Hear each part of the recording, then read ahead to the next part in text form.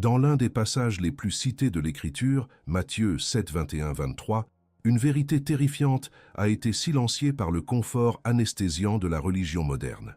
Charles Spurgeon, le prince des prédicateurs, non seulement la révèle avec une clarté redoutable, mais il expose le jugement implacable qui attend ceux qui crient « Seigneur, Seigneur », sans jamais le connaître véritablement. Mais quelle est cette foi illusoire qui mène non pas au salut, mais à la damnation éternelle? Et pourquoi tant d'âmes sincères, en apparence dévouées, se dirigent-elles vers un tel abîme, ignorant la nature même de leur propre perdition? Beaucoup d'entre vous, mes frères et sœurs en quête de vérité, ont peut-être ressenti cette frustration sourde, cette dissonance profonde entre la promesse d'une vie transformée par la foi et la réalité d'une existence spirituelle stagnante, vide de la puissance divine. Vous avez fréquenté des églises, écouté d'innombrables sermons, participé à des cultes vibrants et... Pourtant, au fond de votre âme, persiste un sentiment de vide, d'une quête inachevée. Vous avez été nourri d'un évangile qui promet la paix sans la repentance, la joie sans le sacrifice, les bénédictions sans la soumission totale au Christ. On vous a dit que la foi est une affaire de déclaration positive, d'affirmation personnelle, de quête de votre meilleure vie maintenant. Mais cette foi, que l'on vous présente comme libératrice, vous laisse en réalité dans une prison de superficialité où les désirs du cœur humain sont élevés au rang d'adoration et où la gloire de Dieu est reléguée au second plan. Cette douleur n'est pas une faiblesse personnelle, ni un signe d'insuffisance. Non, cette frustration que vous ressentez est le symptôme d'une doctrine corrompue, d'une foi dévoyée, d'une vérité étouffée. C'est le cri de votre âme, affamée de substance, en face d'une table dressée de miettes.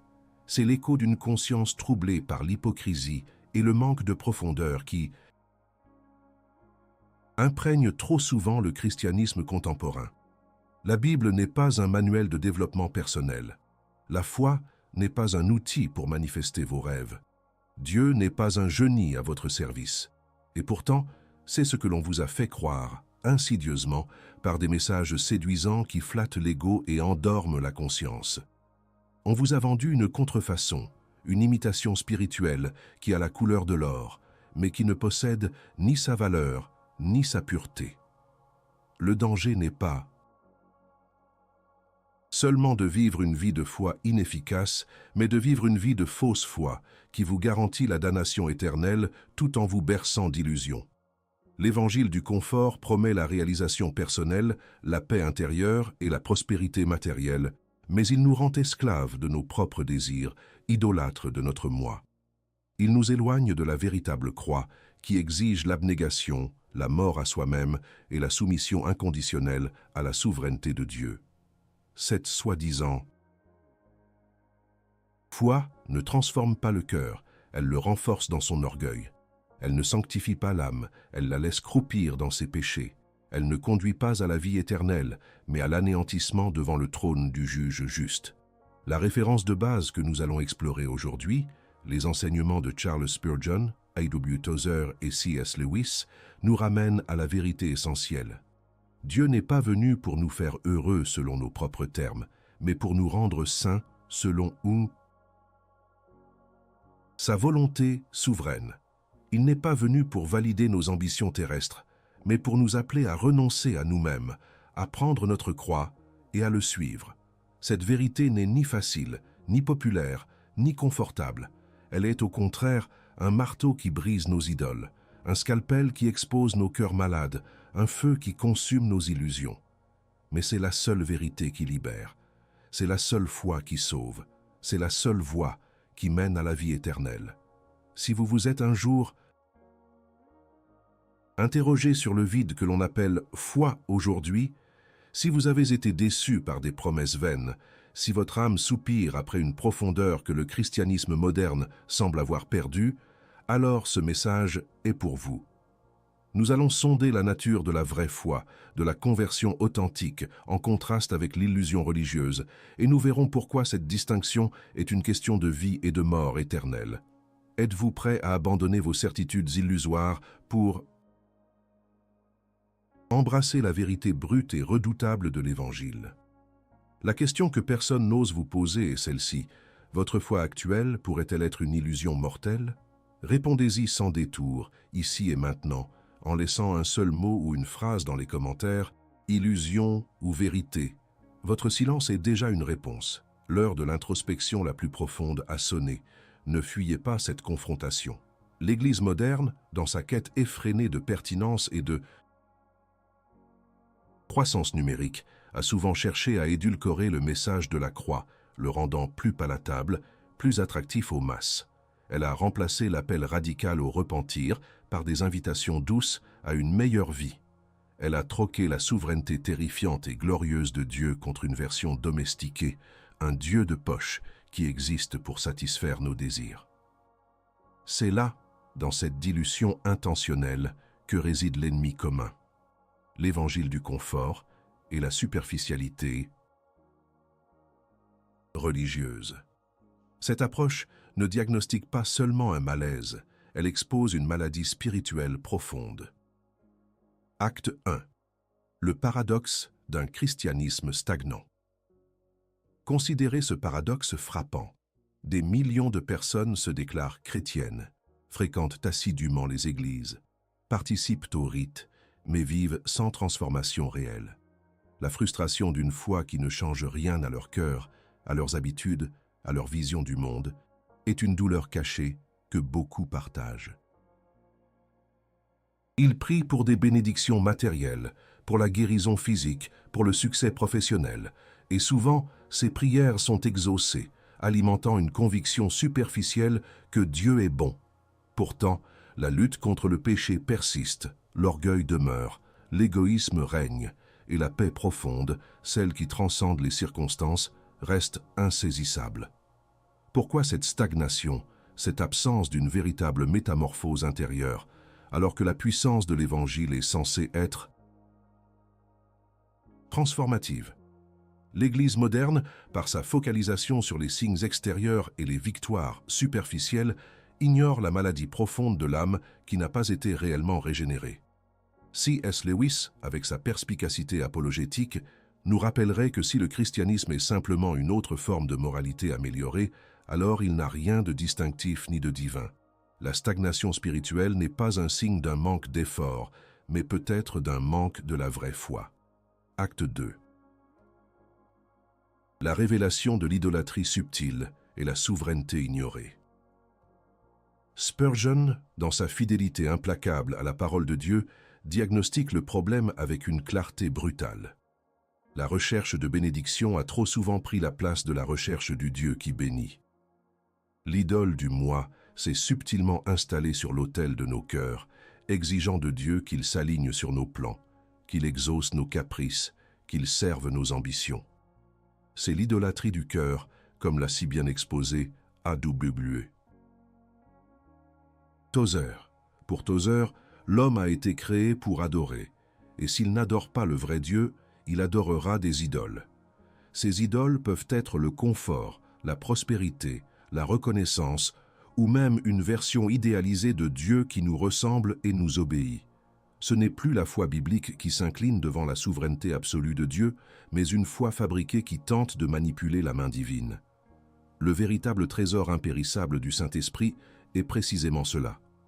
La communion avec Dieu, lui-même, non pas les bénédictions qu'il pourrait nous accorder. La véritable prospérité divine est cachée dans cette relation intime, dans la connaissance profonde et transformatrice du Très-Haut, dans l'alignement de notre volonté avec la sienne. Or, l'Évangile du confort vous a enseigné à convoiter les fruits sans le travail, les récompenses sans le renoncement, les dons sans le donateur. Il a créé une génération de mendiants spirituels qui ne comprennent pas que la plus grande richesse n'est pas ce que Dieu fait pour nous, mais qui il est en lui-même. La foi illusoire nie la souveraineté de Dieu en cherchant à le contraindre, à le manipuler pour nos propres fins. Acte 3. L'approfondissement des conséquences. Une foi sans fondement. Les conséquences de cette idolâtrie subtile sont dévastatrices. Une foi centrée sur l'homme, une foi qui réduit Dieu à un pourvoyeur de confort, est une foi sans fondement. Elle est incapable de soutenir l'âme dans l'adversité, car elle s'effondre lorsque les bénédictions promises ne se matérialisent pas. Elle ne peut offrir de réconfort dans la souffrance, car elle n'a pas appris à voir la main souveraine de Dieu dans les épreuves. Elle ne conduit pas à la sanctification, car elle n'a jamais véritablement confronté la profondeur du péché, ni la nécessité de la mort à soi-même. Spurgeon, infatigable prédicateur de la grâce souveraine, n'a cessé de marteler cette vérité. La vraie foi est une foi qui s'abandonne entièrement à la volonté de Dieu, reconnaissant sa sagesse infinie et sa justice parfaite, même lorsque ses voies sont impénétrables à notre entendement limité. Il disait « Le salut est l'œuvre de Dieu du début à la fin. Si la foi est votre don, c'est un don de Dieu. La foi illusoire, en revanche, est une œuvre humaine, une construction de l'ego, qui cherche à prendre le contrôle et à attribuer le mérite à ses propres efforts ou à ses propres déclarations. Elle est le fruit d'une théologie superficielle, d'une prédication qui a peur de nommer le péché par son nom et d'exiger une conversion radicale du cœur. C.S. Lewis, dans son œuvre, a souvent mis en lumière le danger de vouloir un christianisme à la carte, un Dieu qui se plie à nos désirs. Il a rappelé que le christianisme, s'il est faux, n'est d'aucune importance, et s'il est vrai, est d'une importance infinie. La seule chose qu'il ne peut pas être est d'une importance modérée. La foi illusoire est une tentative de placer le christianisme dans la catégorie de l'importance modérée, de le réduire à un accessoire de vie, plutôt qu'à la substance même de l'existence. Acte 4. Le vrai trésor. Une vie ancrée en Christ seul. Le vrai trésor, celui que l'évangile du confort ne peut offrir, n'est pas la richesse matérielle, mais la richesse de l'âme ancrée en Christ seul. C'est la découverte que la plus grande bénédiction n'est pas d'obtenir ce que nous voulons, mais de vouloir ce que Dieu veut. La véritable prospérité divine n'est pas l'accumulation de biens terrestres, mais l'abondance de la grâce, la profondeur de la communion avec le Père, le Fils et le Saint-Esprit. Elle est le paradoxe d'être riche en foi tout en étant pauvre aux yeux du monde, comme l'ont été tant de saints à travers l'histoire, dont Spurgeon lui-même. Spurgeon n'a jamais recherché la gloire personnelle ni la richesse matérielle, mais la gloire de Dieu et la propagation de son évangile. Son ministère florissant n'était pas le fruit d'une stratégie marketing, mais d'une foi inébranlable en la souveraineté de Dieu et en la puissance de la parole prêchée sans compromis.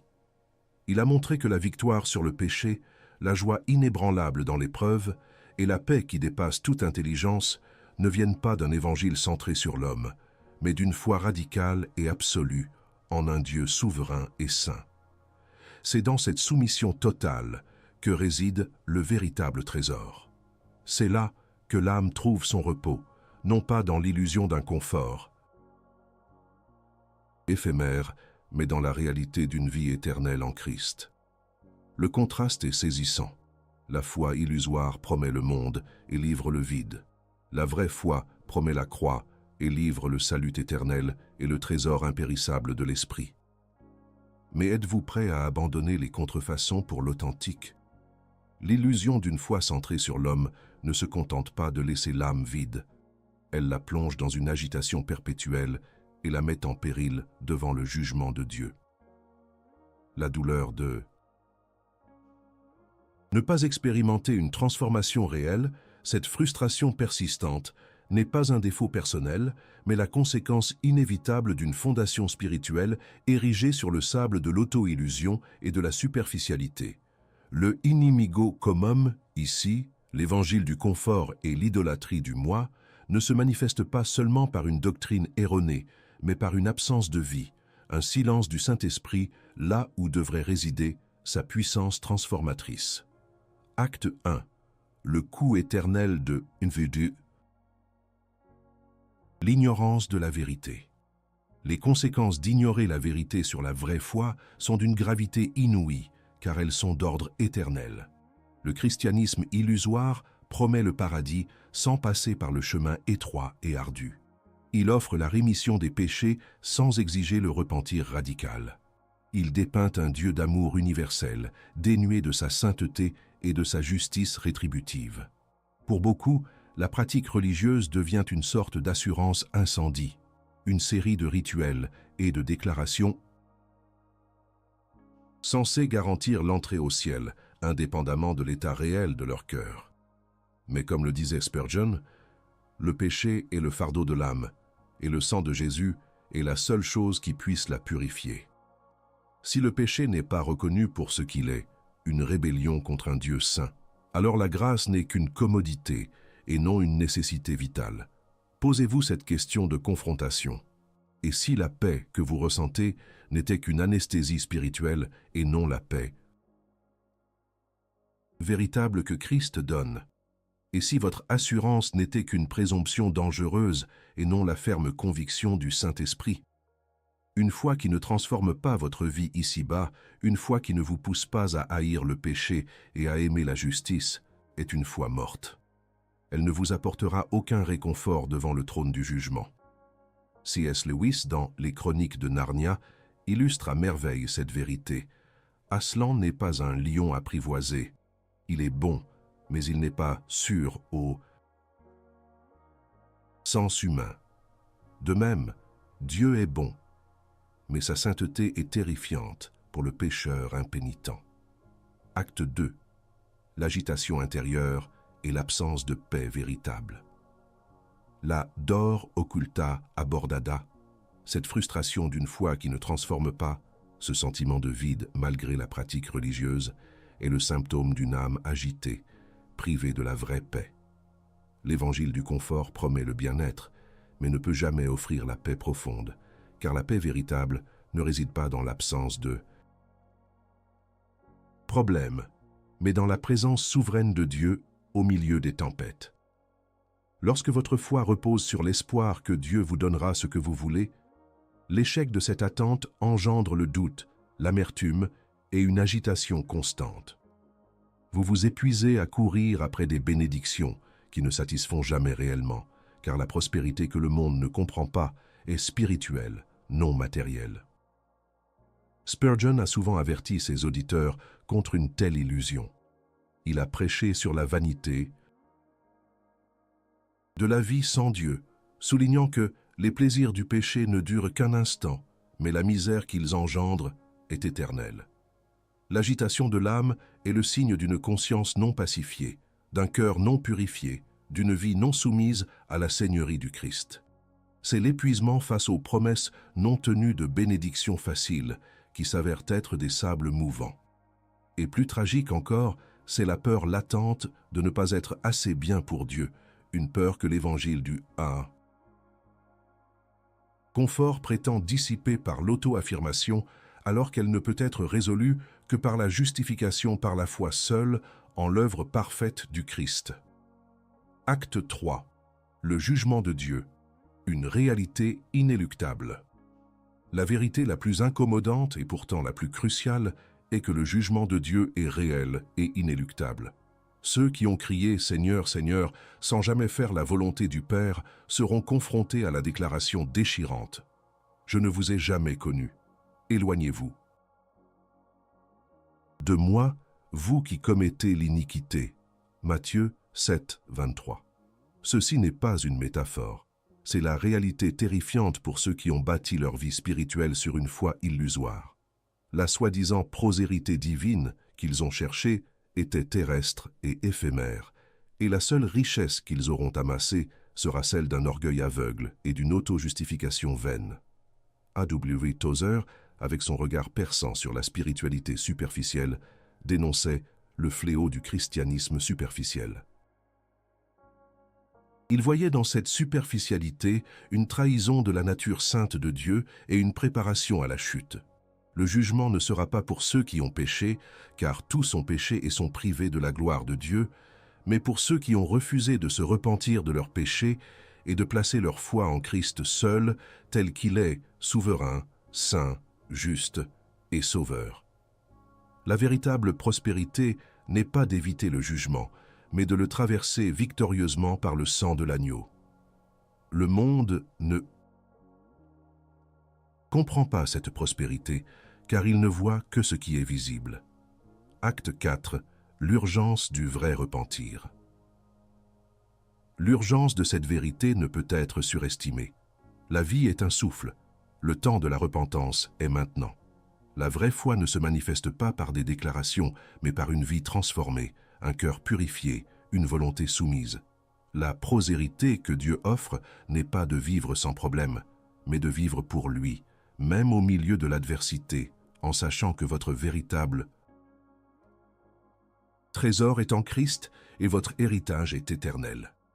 Spurgeon, confrontant ses auditeurs à cette réalité, les appelait au repentir avec passion. Il disait « Il n'y a qu'une seule façon d'être pardonné et de recevoir la vie éternelle. Et c'est de se repentir et de croire au Seigneur Jésus-Christ. » Ce n'est pas un conseil, c'est un commandement. Ce n'est pas une option. C'est la seule voie de salut. Le paradoxe de la prospérité, que le monde ne comprend pas, est que l'on peut être riche en foi, tout, en étant pauvre aux yeux des hommes, car notre royaume n'est pas de ce monde, et notre trésor est impérissable. L'heure n'est plus aux demi-mesures, aux compromis, aux illusions. L'heure est à la confrontation radicale de votre cœur avec la sainte parole de Dieu. Ceci n'est pas une suggestion, c'est un ordre divin. Admettez ici et maintenant, publiquement, la vérité la plus difficile. Avez-vous cherché le Dieu des bénédictions plus que le Dieu des cieux? Commentez par « Je me repens » si vous reconnaissez cette idolâtrie subtile, cette quête vide de sens. N'ayez pas peur d'admettre votre faiblesse, car c'est le premier pas vers la vraie force en Christ. Votre commentaire est une admission, un acte de purification. Ne restez pas dans l'ombre du silence. Après le diagnostic implacable et l'agitation des conséquences, il ne reste qu'une seule voie, une seule solution biblique, le chemin radical de la croix. Ce n'est pas une astuce ou un secret, mais un appel inconditionnel à l'autel du repentir, de la soumission totale à la parole et de la renonciation à soi-même. Le inimigo commum, l'évangile du confort, a promis une vie facile, mais la vérité éternelle exige une mort à soi-même. La dor occulta abordada, la frustration d'une foi qui ne transforme pas, ne peut être guérie que par la chirurgie divine de la conversion authentique. Acte 1. Le chemin étroit. Repentir et soumission inconditionnelle. La seule solution biblique, inébranlable et non négociable, est le repentir sincère, la métanoïa, ce changement radical d'esprit qui conduit à un changement de vie. Il ne s'agit pas de regretter d'avoir été pris en faute, mais de haïr le péché en tant que rébellion contre un Dieu saint. Le repentir authentique est indissociable de la soumission inconditionnelle à la parole de Dieu. Cela signifie que la Bible devient l'autorité finale et absolue dans votre vie, au-dessus de vos sentiments, de vos désirs et des opinions du monde. C'est une renonciation à votre propre sagesse et une acceptation de la sagesse divine, même lorsque celle-ci est difficile à comprendre ou douloureuse à appliquer. Spurgeon n'a jamais prêché un évangile édulcoré. Il a toujours insisté sur la nécessité de la régénération, de cette nouvelle naissance qui est l'œuvre souveraine de Dieu par le Saint-Esprit. La foi, disait-il, est de confier son âme et ses péchés au Christ pour être sauvé par lui. Repentez-vous et croyez en lui, et vous serez sauvés. Ce n'est pas un acte de la volonté humaine seule, mais une réponse à l'appel irrésistible de la grâce divine. La renonciation à soi-même est la première marche vers l'autel de Dieu. Acte 2. La révélation du vrai trésor, l'expérience de Spurgeon. Charles Spurgeon lui-même a découvert la richesse de l'âme, non pas dans la poursuite des bénédictions matérielles ou du confort terrestre, mais dans la rencontre profonde et transformatrice avec le Christ. Sa propre conversion fut un moment d'humiliation radicale devant Dieu, où il réalisa la profondeur de son péché et la grandeur infinie de la grâce divine. Ce n'est pas une décision légère prise au cours d'un appel à l'autel superficiel, mais un tournant existentiel, une rupture avec le passé et un engagement total envers le Seigneur. Spurgeon a témoigné de la liberté qu'il a trouvée en Christ, une liberté qui n'était pas l'absence de chaînes, mais l'abandon de son propre fardeau du péché pour porter la croix. Il a compris que le véritable trésor n'est pas ce que l'homme peut accumuler ou accomplir, mais ce que Dieu a déjà accompli en Christ. Cette révélation l'a libéré de la vanité des ambitions humaines et l'a propulsé dans un ministère de fidélité et de puissance sans précédent. Sa vie était la preuve vivante que la richesse de l'âme, cette connexion intime avec le Créateur, surpasse infiniment la libération financière ou la reconnaissance humaine. A.W. Tozer, dans La poursuite de Dieu, capture cette essence.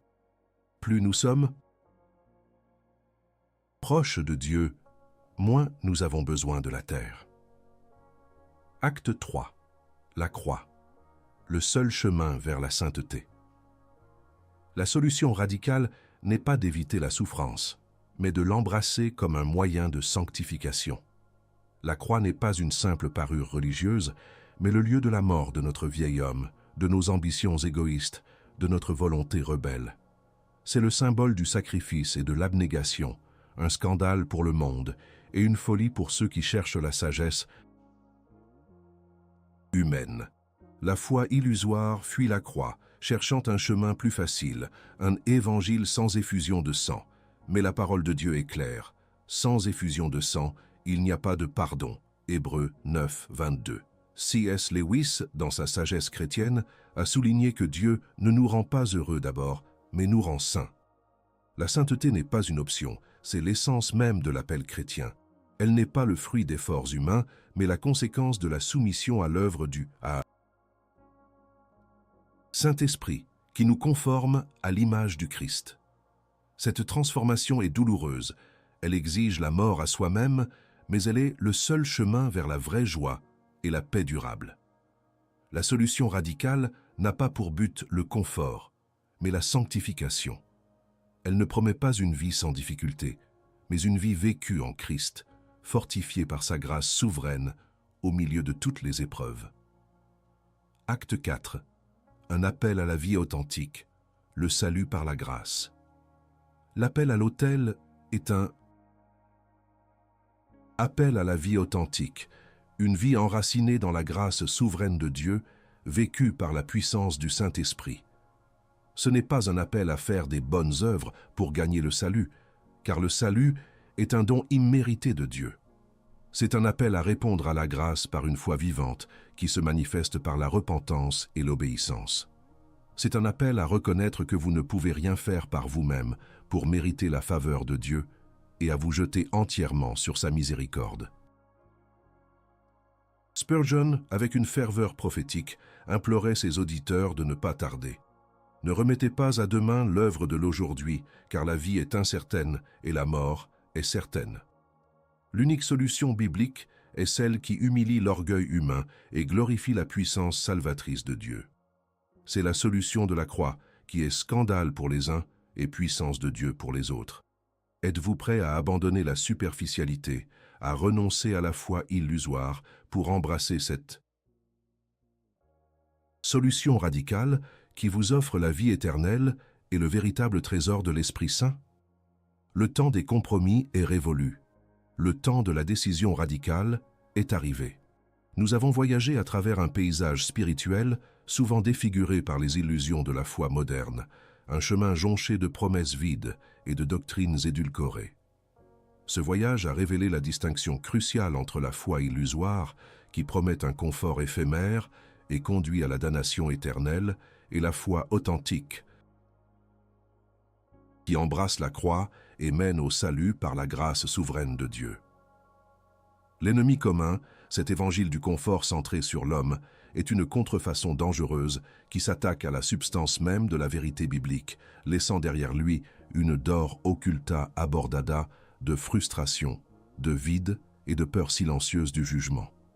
Mais cette exploration n'est pas destinée à vous accabler, mais à vous éclairer et à vous appeler à une résolution inébranlable, ancrée dans la saine doctrine. Nous avons vu comment Matthieu 7, 21-23, un texte si familier, porte en lui une vérité redoutable, trop souvent ignorée, l'avertissement de Christ que beaucoup professeront son nom sans jamais l'avoir réellement connu.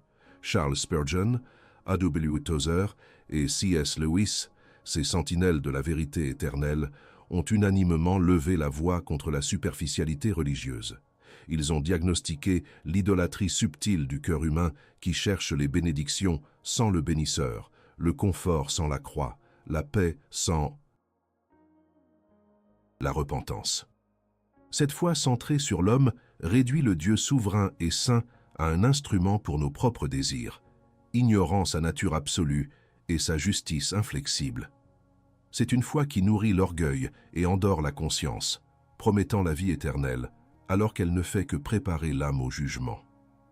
Le diagnostic de la vérité, implacable et sans compromis, a exposé le paradoxe d'un christianisme stagnant, dépourvu de transformation réelle, malgré des pratiques religieuses assidues. Ce n'est pas une faiblesse individuelle, mais le symptôme d'une foi sans fondement, incapable de soutenir l'âme dans l'adversité ou de la conduire à la sanctification.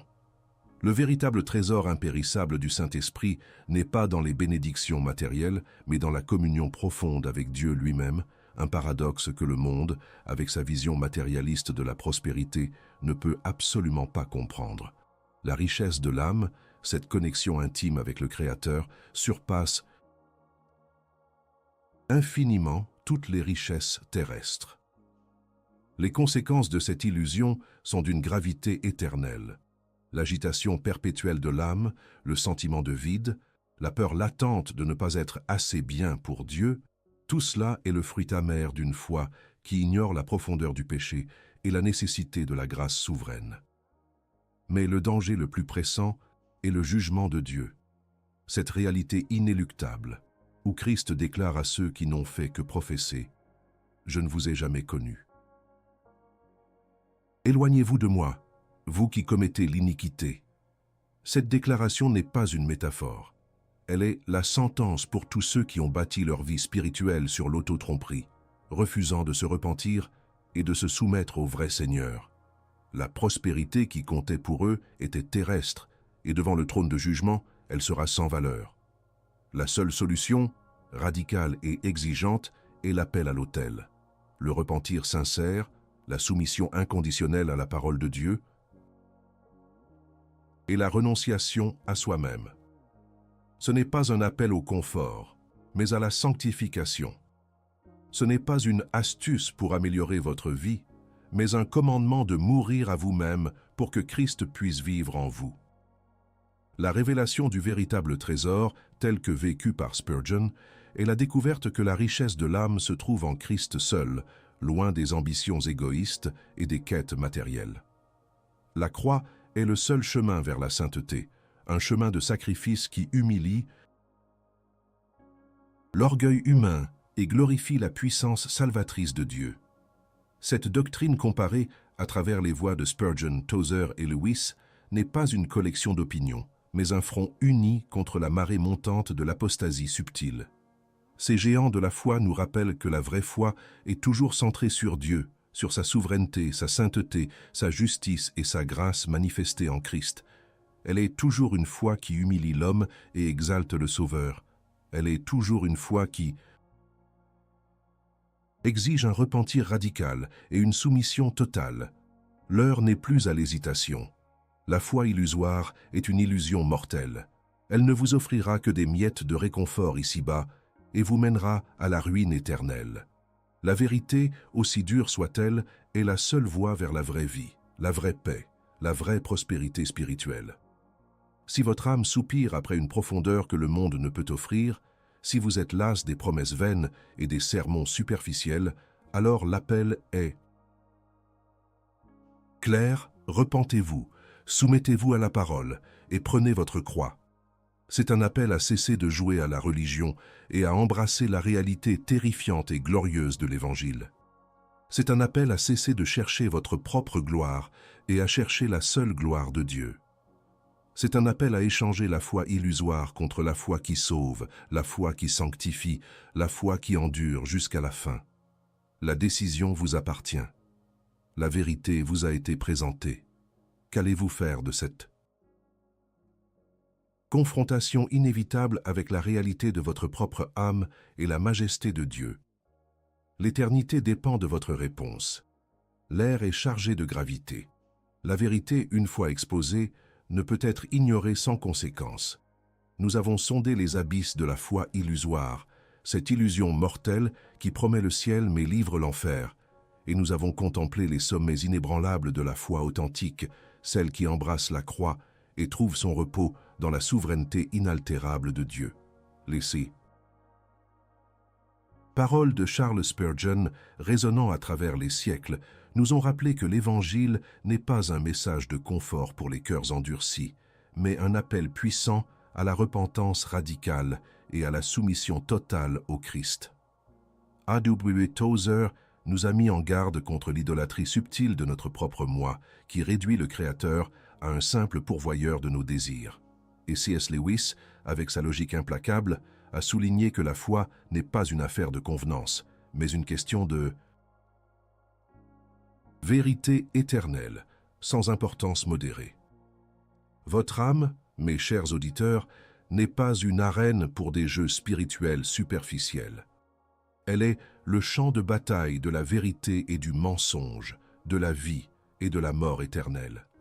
Le christianisme que l'on vous a peut-être présenté, souvent édulcoré, axé sur les bénédictions matérielles et le bien-être personnel, est une trahison de la saine doctrine. Il a créé une génération de croyants qui connaissent le nom de Jésus, mais pas son cœur, qui récitent des prières, mais n'ont jamais eu une rencontre transformatrice avec le Dieu Tout-Puissant. Cette foi illusoire est une prison dorée, où le confort supplante la sainteté, où l'apparence remplace la réalité, et où la gloire de l'homme éclipse la majesté de Dieu. Mais le temps de l'illusion est révolu. Le temps du réveil est arrivé. La voix du désert, la voix des prophètes et des réformateurs crie à travers cette sentinelle « Revenez à la source, à la pureté de la parole de Dieu. » Abandonnez les demi-vérités et les évangiles contrefaits. Cherchez la profondeur de la doctrine classique, celle qui, non seulement satisfait votre esprit, mais aussi transforme votre âme. C'est dans cette profondeur que vous trouverez la vraie paix, la joie inébranlable et la force de persévérer au milieu des tempêtes de la vie. La vraie foi est un don souverain de Dieu, mais elle exige une réponse radicale de votre part. Elle exige que vous examiniez votre cœur à la lumière de l'Écriture, que vous identifiez les idoles cachées, que vous vous repentiez sincèrement de vos péchés et que vous placiez toute votre confiance en Jésus-Christ seul pour votre salut. Elle exige que vous preniez votre croix chaque jour, que vous mouriez à vous-même et que vous suiviez le Christ où qu'il vous conduise, même sur le chemin étroit et escarpé. Ce n'est pas un chemin facile, mais c'est le seul chemin qui mène à la vie éternelle.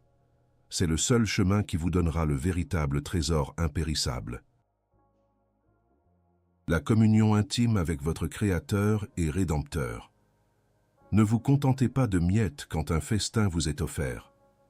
Ne restez pas dans l'ombre du doute et de l'illusion quand la lumière glorieuse de la vérité est à votre portée.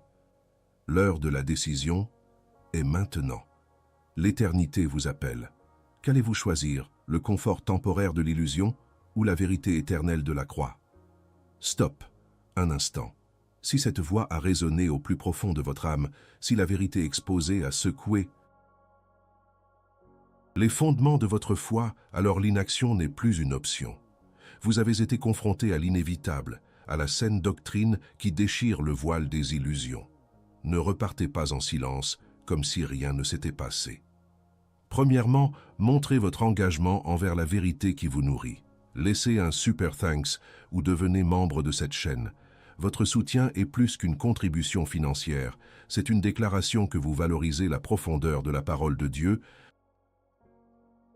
contre la superficialité envahissante. C'est un acte de fidélité à la vérité éternelle.